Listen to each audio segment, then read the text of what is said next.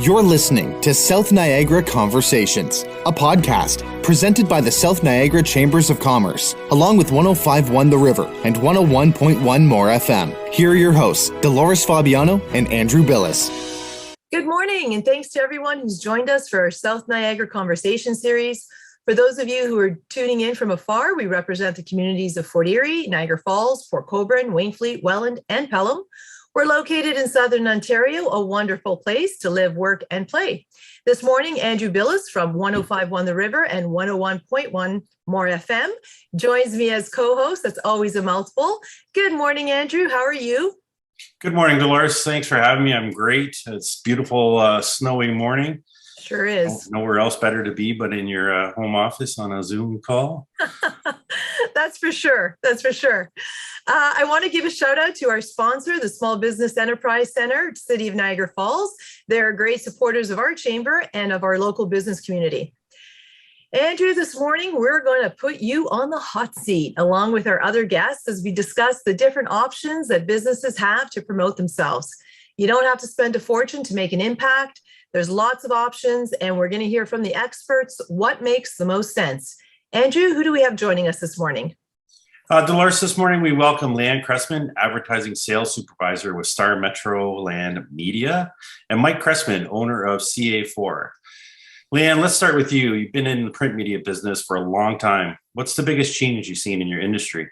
Oh, wow. The biggest change I would say in our industry is really going from print to digital, like trying to convert our clients into thinking that they don't need digital, like getting them to actually advertise in both outlooks as opposed to just the print section, right? Our newspaper is not dead. We have a print section still that is fully vibrant and people are still purchasing it. And then we also have our digital subscribers who are now seeing our newspaper online. So trying to help our clients to move in that direction is what we've been doing for the last 10 or 15 years now. So it's been a long process and we're slowly getting there. A lot of my clients are doing both digital and print. And I think that's key. Yeah, I get what you're saying. I remember, and Mike, you can help me with the dates, but when Ken Kayoma was the publisher here in Welland, the Trib, I remember having the conversation. So was that like 10 years ago? Yeah, it's got to be 10, 12 years ago. Yeah. 10, 12 years ago. Okay. Because in my head, everything is 5 years ago, but I knew it was longer than that.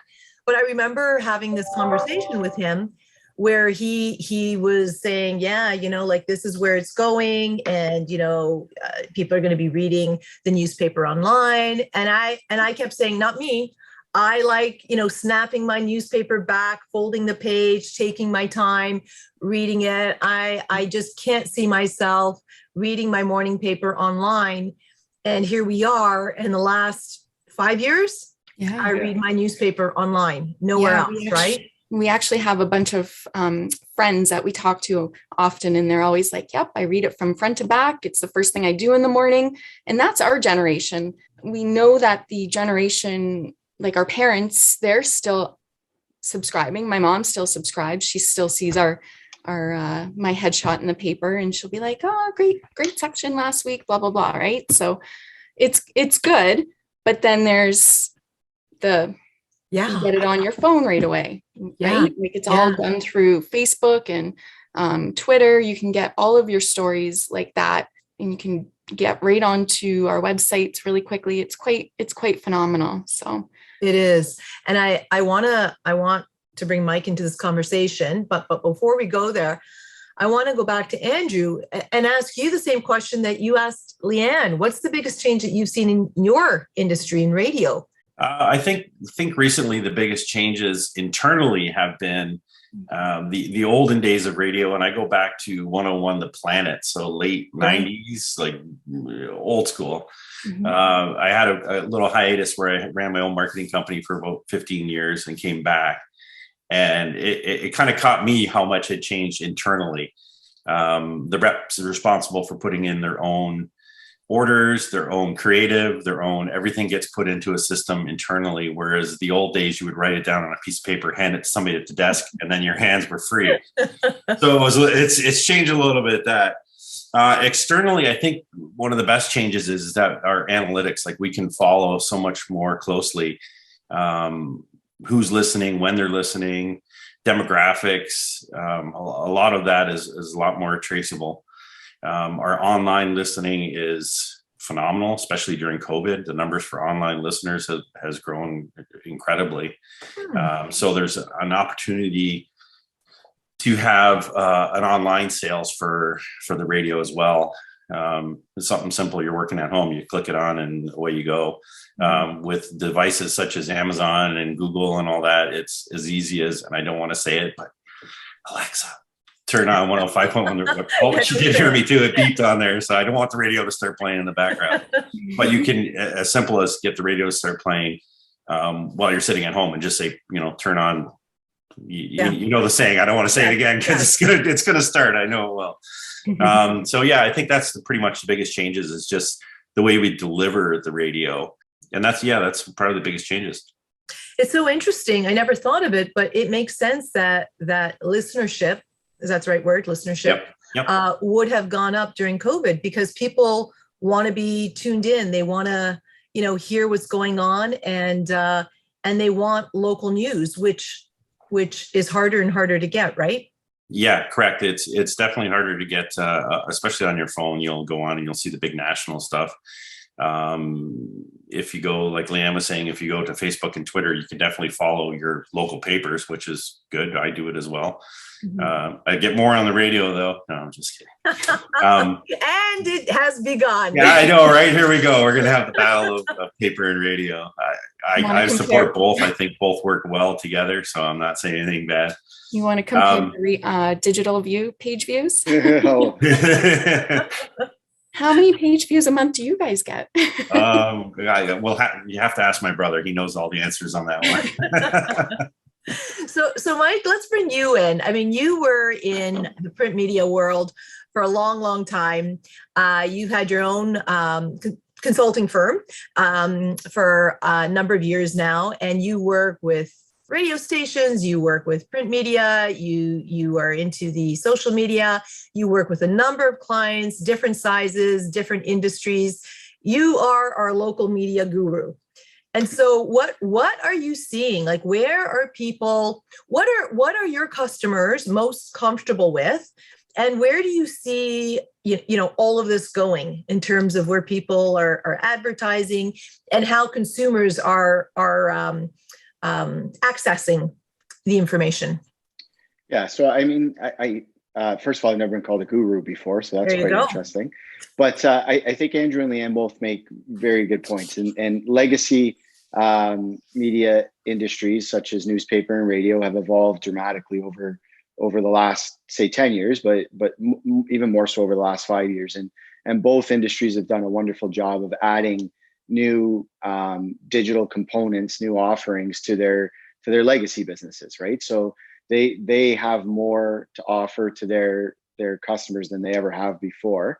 And in fact, they're able to do a better job for their customers than they ever were before, because now it's not, neither industry is just focused on their core product, right? They have all these other offerings.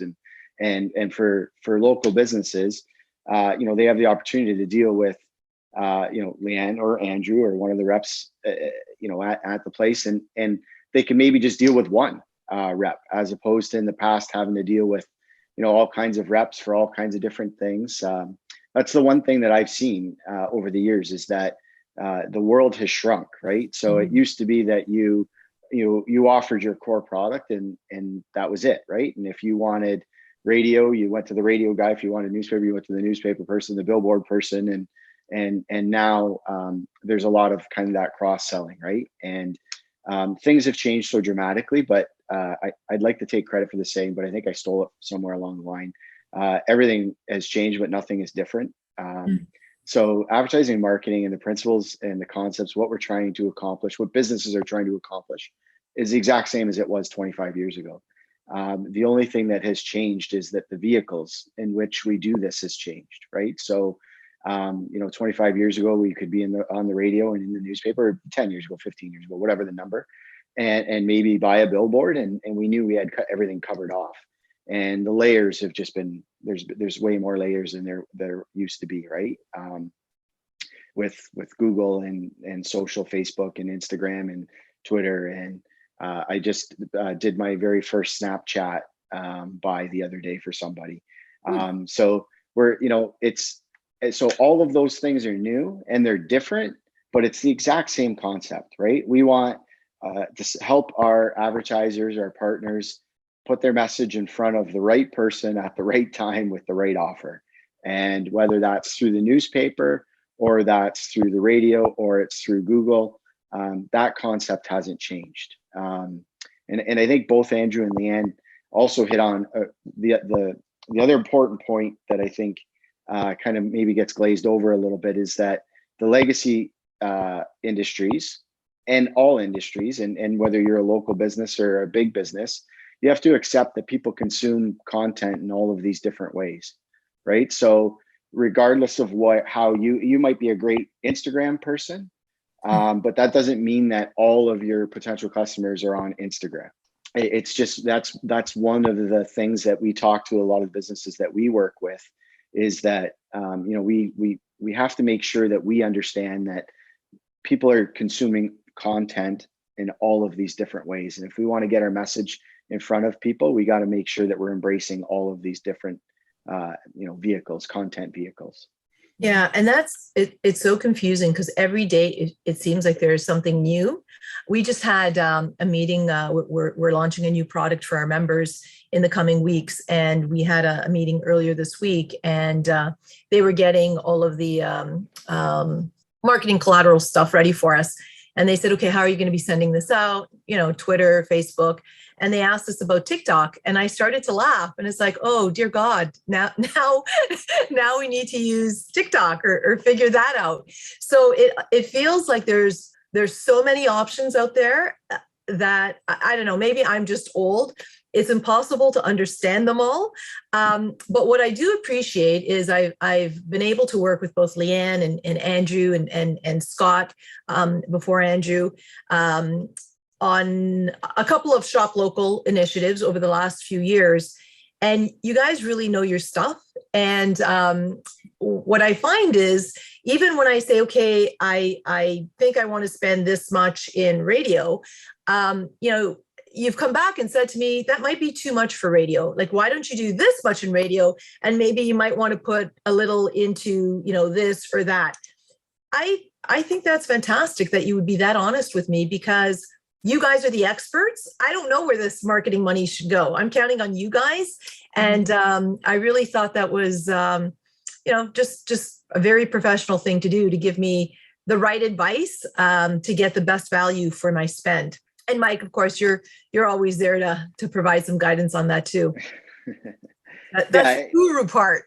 And that's I think, in a nutshell, that's what's changed most about this industry over the past few years. Like we touched on, is that there is no one solution anymore, right? So you know, my tip to anybody, any local business dealing with anybody, is that you've got to make sure that they're not just pushing you towards one product, because no one product is going to be able to, you know, do you enough justice and get your message out enough. It just can't be, right? So you got to find somebody that you trust. You got to be able to ask some questions. You as the business owner, you don't necessarily need to understand all of these vehicles. You don't even need to like them all. You just have to trust the person that you're dealing with and understand that, you know, that people are using these vehicles, whether you like it or not, right? Yeah.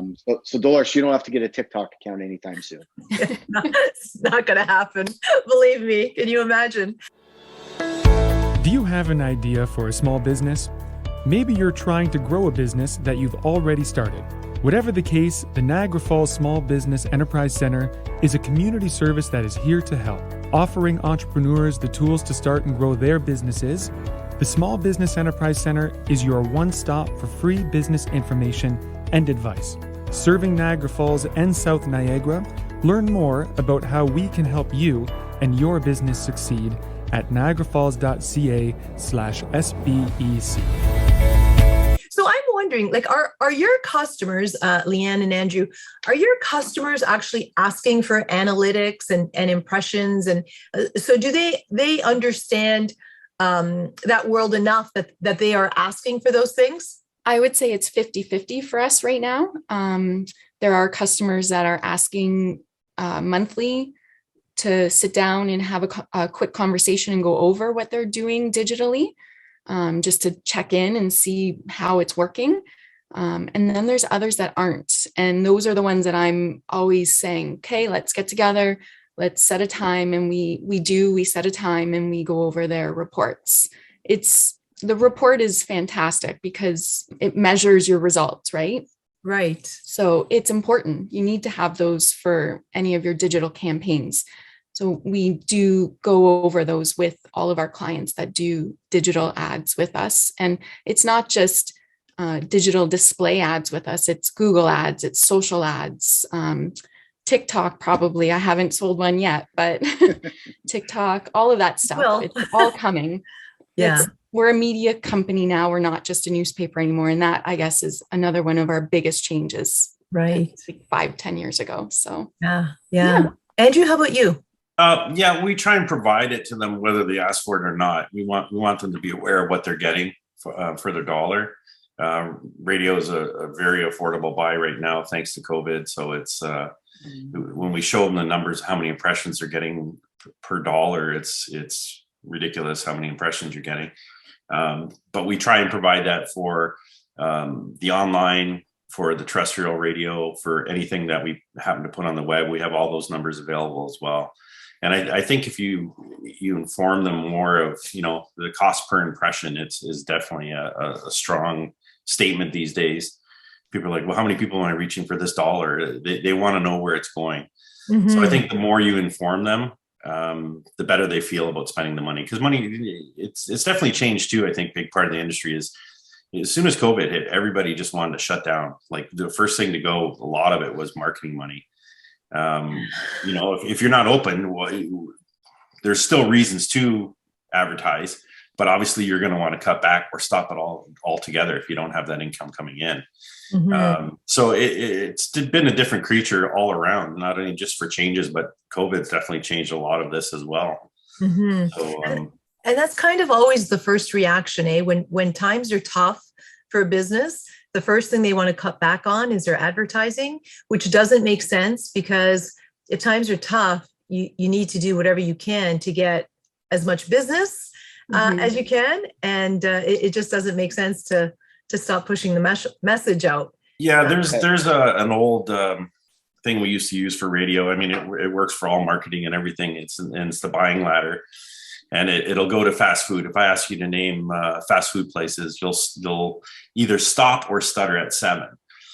So you'll say McDonald's, Burger King, Wendy's, Harvey's. You'll get through them, and then you'll be like, and it's the same for every category. Some categories are a little bit smaller for buying ladders, but if you're in that top 7, you're not in the game. So the idea was to get you branded to that top tier, and when people stop, they just fall right off that list. I say fast food, the first thing you're going to tell me is McDonald's. Right. Not they're the best, not they're the cheapest. Mike might think they're the best because I heard he's got a 2-year-old diet or something. Delicious chicken fingers. There you go.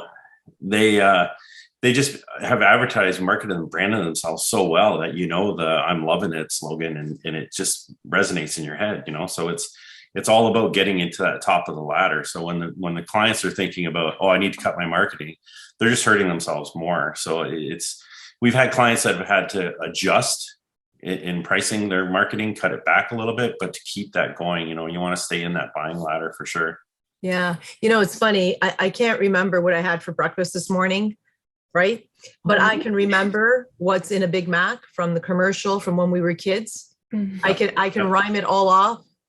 All of the ingredients, you know the commercial I'm talking about? Let's hear it. 12 beef patty, special sauce, lettuce, cheese, onions, pickles on a sesame seed bun. There you go. Good job, Dolores. Okay, is it a lunch break now? We're getting going to McDonald's. Yeah, I'm going to McDonald's right after this. But you make such a good point, right? Like that had to be 30 years ago, 40 years ago. Yeah. And Yeah, let's stop right there. So when you were like 4, so There you go. so it's been a really weird time the last couple of years, because not only kind of going through pandemic and businesses being closed, but we've seen like really weird things. Like, car dealerships have no cars on the lot. Right.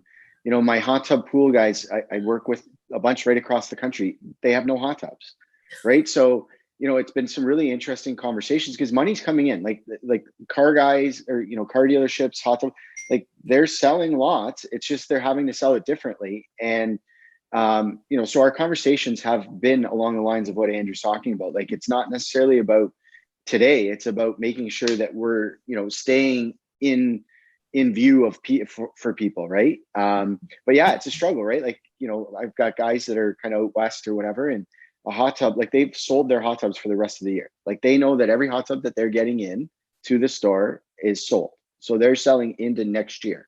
And it's only like what, February? It's not even March yet, right?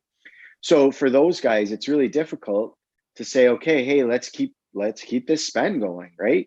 But it's about changing the focus of what the advertising message is, right? So yeah, maybe we're not spending as much, but we are still spending, and our motivations are different than they once were.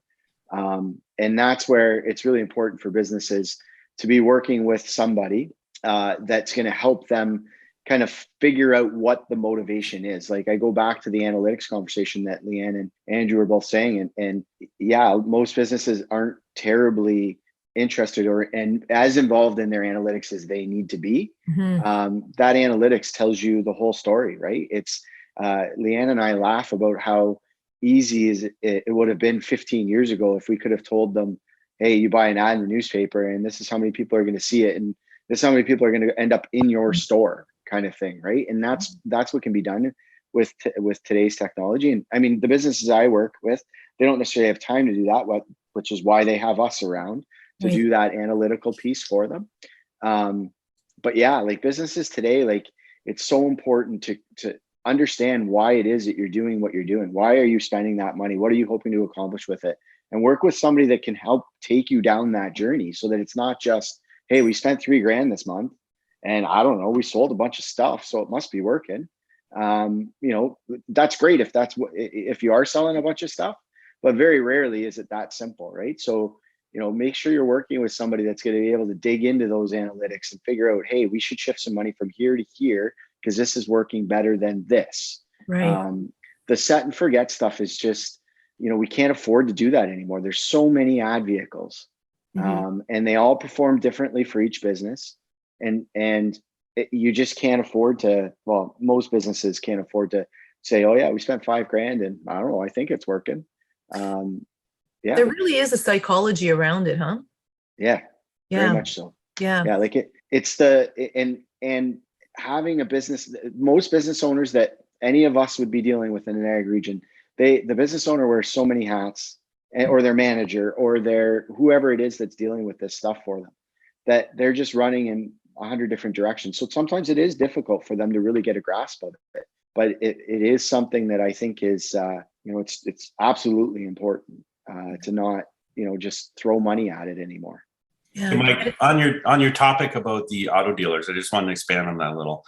How they're a lot, because I know a lot of them with us even are very lean, if at all there. And I think it's being able to identify what their message should be. People aren't buying as many new cars because there's not as many new cars out there. So they're keeping their older cars, which is they're having to be serviced. So the presentation to them should be, hey, we want to focus on your service ads. We want to focus and get your service department busy because that's where you're making your money. I've heard problems with parts and stuff like that, but that's starting, I think, a little bit to lighten up. I know with the tire industry, there's tire problems, but it's acquiring tires, that is. But I know it's, I think it's trying to identify the message of, if things have shifted because of COVID, where to advertise, where to get that revenue from.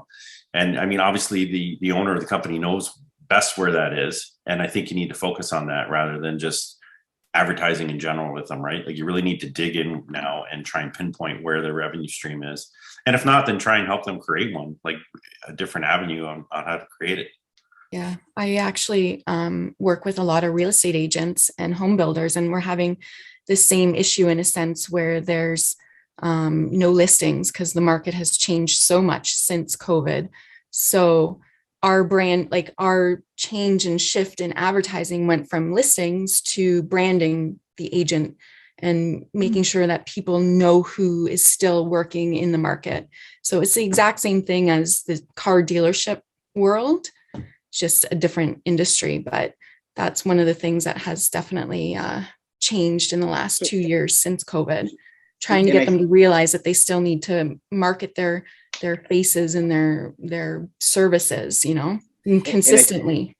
It all fits together, right? Like understanding why you're doing what you're doing is more important than it ever was. Picking the right vehicles to advertise that message, and then looking at the analytics afterwards, right? So that's the ability that, Andrew and Leanne and, some of the local media companies, everybody has the ability to do that now.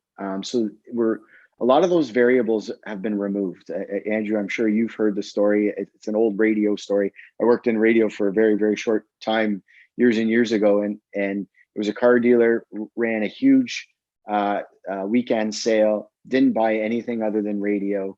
And they were asking everybody how they heard about the sale on the way in. And people were saying newspaper. And it wasn't, they did no newspaper ads. It was just that the customer didn't really care. They were just, whatever was top of mind, right? So you might be sleeping on the couch tonight. Yeah, no, but we're so, but so the point of that though was we were in the old days, we had to depend on the person telling us how they found out about us, and that was never accurate, right? Because the person, their level of care of answering that question was really small. Right? Like they don't really, I'm here to buy something. Like, I don't know. My friend told me, who cares? Just give me the car kind of thing. Right? So we're so far beyond that. And I think that's Andrew and Leanne, they're talking about, defining your message, but it's defining your message so you can understand what you're doing so that the analytics make sense on the back end. Right? Yeah. My biggest concern over the past few years is that businesses have really been in survival mode, right? Like, what do I need to do today to keep my doors open today, right?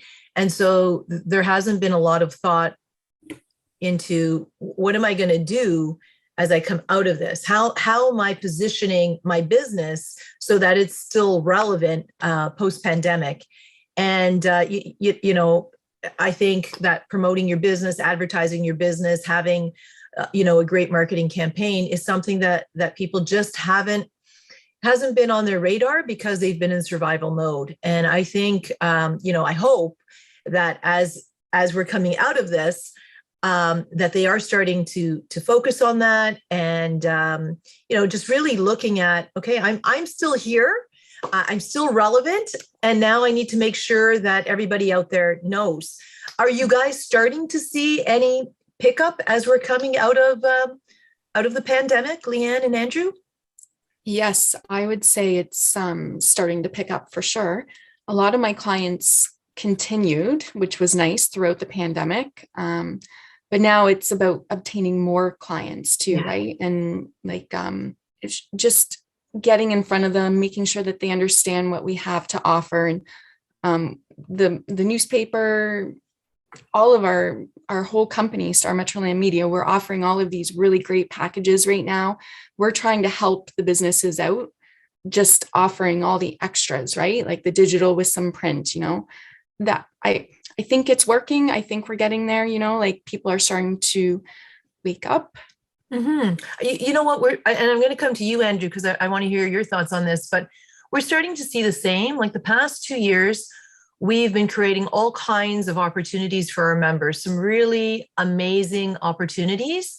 Mm-hmm. And it's been painful trying to get people to take advantage of them, like to just, here's a program that's totally free, that's going to promote what you're doing, or is going to give you some exposure, or is going to help you with some training, or whatever it is, like 100 different programs to suit every different type of member that we have out there.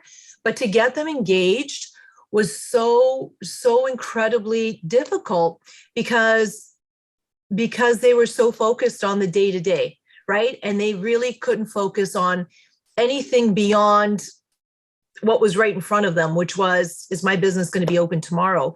Am I going to have people showing up for work? Like just real day to day issues. So I get where you're coming from. We really, it was tough. Andrew? Yeah, I first one that was the tough one was the restaurant industry, because those poor folks, they got shut down, opened up, shut down, opened up, restriction, not restriction, indoor, outdoor. They got beat pretty hard. So a lot of them are coming back around. I think everybody else is kind of feeling like a Christmas present wrapped in July that was just waiting to burst out of the package, right? Like it's just, they want to go now. Like, and there's definitely reasons too, if we're getting restrictions lifted and all these restrictions are lifted, and hopefully things stay nice and flat and we can just kind of ease our way out of this. But yeah, definitely I've seen a turnaround where people are showing more interest, and you can tell just by somebody calling you back or not calling you back, and it's changing now. It's changing where you're talking to somebody and they're like, definitely let's get moving on this. So yeah, there's definitely been a change. Good. That's good news. Yeah. So I know that we're getting close to wrapping it all up, but I'm just wondering from your perspective, Andrew and Leanne, is advertising still a good profession to pursue? If there's a young person out there who wants to get into your business, into your field, why are you laughing, Mike? what advice would you give them? I mean, it used to be, I can still remember many of the advertising professionals that I've dealt with throughout the years, all, great. And it was a really great profession to pursue. Is that still the case? I mean, as kids are graduating and looking at opportunities, what advice would you give them? I would say it's still a great, great profession to go after, for sure, as long as you're a go-getter and you have the knowledge for the digital world. Basically every company that I think sells advertising sells digital now. So learn your social media, learn TikTok. No. Especially for the new generation coming out. I think it's a great opportunity for anybody. Yeah. You just have to be a go-getter and not be afraid of the no, I guess, and just keep going, right? Just keep pushing. Right. Andrew? Well, as a long-time radio guy, I'm definitely can say that this was, and this is the reason I came back to radio, because during the pandemic, my company actually took a little bit of a hit too, and I didn't need to. I was just going to wrap it up and be done. But then Rob White had called me and said, hey, I'm going back to the radio station. We're looking for sales guys. And about 6 months later, I finally said, yeah, okay, let's go back. And I forget how much fun it can be in radio. It's a great profession if you have that. You have to have an outgoing personality. You have to be able to connect with people quickly, not be shy if somebody says no to you and you get hurt feelings about it and walk away and say, oh, I'm just so deflated. It's going to happen. It's just part of the job. But radio is so much fun. You concerts. I mean, when COVID wasn't around, you concerts, events, bar nights, remote, like all these different things that were incorporated into the radio that made it a lot more fun. And it's such a great job that, I mean, now with COVID, we're kind of stuck in our home offices and we're not really doing face-to-face as little as possible. We're starting to get back to face-to-face. But during COVID, it was mostly phone calls, Zoom and Teams and all that. But the fun part of it is if you don't want to be tied to a desk or sitting and putting something in a box all day, you can be out on the road, stop for a coffee, have a lunch meeting with somebody. It's a nice job where you have a little bit of freedom to get out and enjoy yourself. So yeah, it's definitely a good profession to get into. You just have to have the right kind of personality. I think there's certain people that would want to do it that just wouldn't be able to do it. And I don't mean to offend somebody, but it's not something that I can teach you how to use radio and how audio works and everything like that. But to get that personality, that internal personality, that's something you can't teach. So I think for the right person, it's a fantastic career and a lot of fun. Yeah. I always say it's my own business. Like I work for Metroland Media. I work for the Review, the Standard, the Tribune, Niagara this week, right? Like, but it's my own business. I'm doing what I can to be my own boss in a sense, right? So trying to just keep selling and keep going and running it as I would if it was my own business. So it's convenient for that. Mike, I know you wanted to add something to this. Yeah, no, you know what? It's a spectacular world. I think being a go-getter, yeah. And then I think the next biggest attribute is being comfortable with being uncomfortable, because the world is evolving so quickly. So if you're looking for an industry where you just show up and you do the same job for the next 20 years, this isn't it, right? What we know today is going to be so much different a week from now. And Andrew and Leanne both kind of touched on dealing with people. These last 2 years, in many ways, have sucked, but these last 2 years, in more ways, have been inspiring. I get to deal with all kinds of different businesses, and every single day to see how passionate people are about being successful in what they do, and how many people I work with that basically said, "Go F yourself, COVID. We're going to figure this out." It's awesome. People are awesome. Dealing with businesses and drawing on that inspiration on a daily basis is tremendous. It's a spectacular industry. It's not easy at all, but for the right person, it's you really truly, I don't know if Andrew and Leanne feel the same way, but it's awesome to leave a meeting knowing that you've helped somebody, and in a small way, what we do helps their business become more successful. And these last 2 years, so I've been at this now for 15, 16 years or whatever it is, and these last 2 years have maybe been the best years through all this darkness and ugliness. My faith in people and how passionate people are, and screw it, we're going to figure this out. My uncle owns a little restaurant in the city, and there he was working, Monday to Friday, 9 to 5, taking takeout orders, anything to get by, anything to make sure that it worked. And that to me was super inspiring. So awesome industry, because we get to work with people like that every day. Yeah, that's fantastic. Fantastic. Wow. Andrew, what a great conversation this morning, huh? That was a good chat. Yeah. I wish we had more time, but I think it's time to wrap it up. Thank you so much, the three of you, for just providing us with some great insight. I really appreciate it. Next week, we're going to welcome Angela Davidson. She's the Economic Development Officer for the City of Niagara Falls. She'll be sharing some of the exciting things that are happening in this world-renowned community. To all of our listeners, send us the topics that you're talking about, because we want to talk about them too. Thanks again for tuning in, and have yourselves a wonderful day.